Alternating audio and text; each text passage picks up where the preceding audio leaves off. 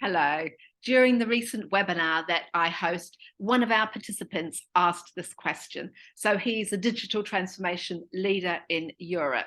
And he says, in our organization, managers are designated as leaders, but they're not authority or commitment to leading change. What do we do? So let me share how I designate audiences for my clients, and then to help get over this issue, because I think it's an issue for any organization. Our leaders, our executives, they already have key performance indicators that they have to meet, that they and their team's bonuses are based on, and that's what they're going to focus on. And it's probably not change, because change has come in after their KPIs were written. So I segment my audiences into at least 5 groups. So I have my first stakeholders, and they will be the sponsors of the program, and that will only be a couple of individuals. And then we have our second level of stakeholders, and they are the executives who report into the sponsors. And then the third level of stakeholders, they report into the second level. And then typically the next level down of stakeholders are our managers.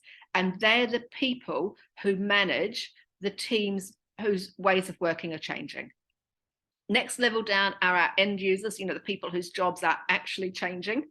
And then we also have what we call change champions. So you might call them gold users, but they are advocates. So they are the 10% of our audience who think change is wonderful, who are so excited when they hear that the change is coming. They just want to get involved. And we want to use them as really key ways of reaching the other audiences. So once I've specified out these audiences and discussed them with clients, and everybody's agreed that these are the right people, then I will develop SMART objectives for each stakeholder group.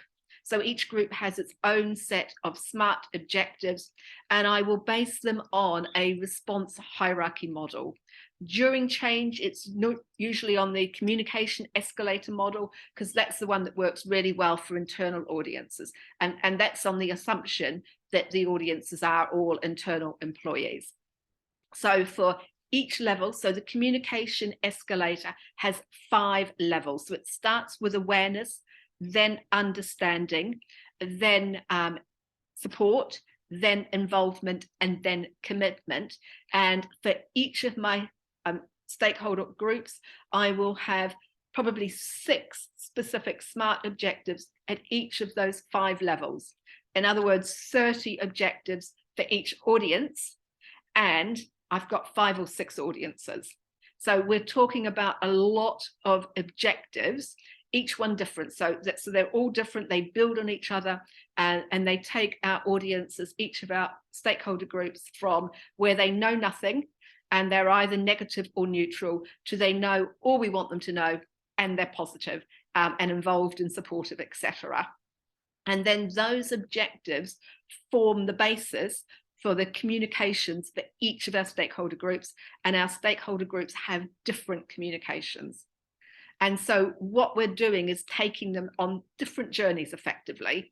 And for the most senior people, for our sponsors and our secondary stakeholders, they are really geared not just to telling them, but to getting them to show that they support change through their actions. And so that's what the communications activities are designed to do, to overcome this issue, so that the senior leaders are completely supportive of the change, and they are active in supporting the change, and they're seen to be supporting the change. It's very personal, it's very interactive, it's face-to-face wherever possible. And of course, it's not possible when they're in different countries. But it's all about taking, each of our audiences on a journey to the place where they are supportive, and getting them there as quickly as we're able to do, so that we can use them as role models. So it would be interesting to hear, have you had this problem? Most people who work in change have this issue. How do we get our executives to show that they're supportive?